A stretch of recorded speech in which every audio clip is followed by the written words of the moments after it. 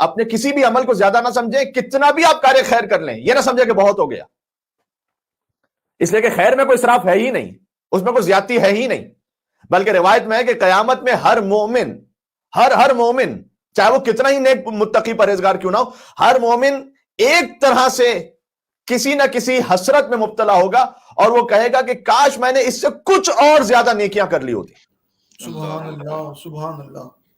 لہٰذا کسی نیکی کا موقع آپ کے سامنے آئے اسے ہرگز ضائع نہ کریں، اسے یہ نہ سوچیں ارے کوئی اور کر لے گا، کسی کی مدد کا موقع ہے کوئی اور کر لے گا، اللہ تعالیٰ اس کے لیے کوئی اور نیکی خلق کرے گا، آپ اس نیکی کو انجام دیں۔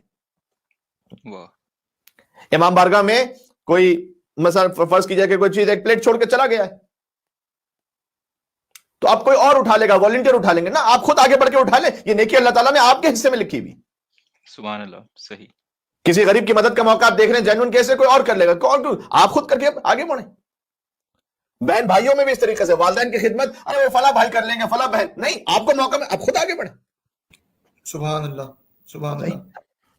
تو اس لیے کہ قیامت میں ہم سب ایک موقع میں یوں پچھتا رہے ہوں گے کہ کاش فلاں فلاں فلاں اور نیکیاں بھی کر لی ہوتی، اس لیے کہ ہر نیکی پر درجات اتنے مل رہے ہوں گے جتنا زمین سے آسمان تک کا فاصلہ ہے۔ اللہ اکبر۔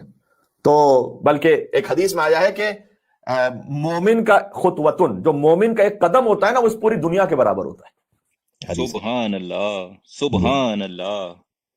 تو ایک قدم مومن بڑھاتا ہے تو گویا مشرق سے مغرب تک وہ ترقی کر جاتا ہے روحانیت میں اللہ سبحانہ و تعالیٰ کی بارگاہ۔ سبحان اللہ، سبحان اللہ۔ اس لیے کسی بھی نیکی کو کم نہ سمجھے۔ تو مولا حسن علیہ السلام نے اصول ہمیں دیا ہے کہ لا اسراف فی الخیر، خیر میں کوئی اسراف ہے ہی نہیں، جتنا آپ بچوں کی تربیت کر لیں اتنا ہی اچھا ہے، کسی چیز کو بھی یہ نہ سمجھے کہ بہت ہو گیا، نہیں، بہت نہیں ہوا، ابھی بھی گنجائش ہے، ابھی بھی جہاں کہیں موقع ہے، بات ہو رہی ہے انشاءاللہ سے۔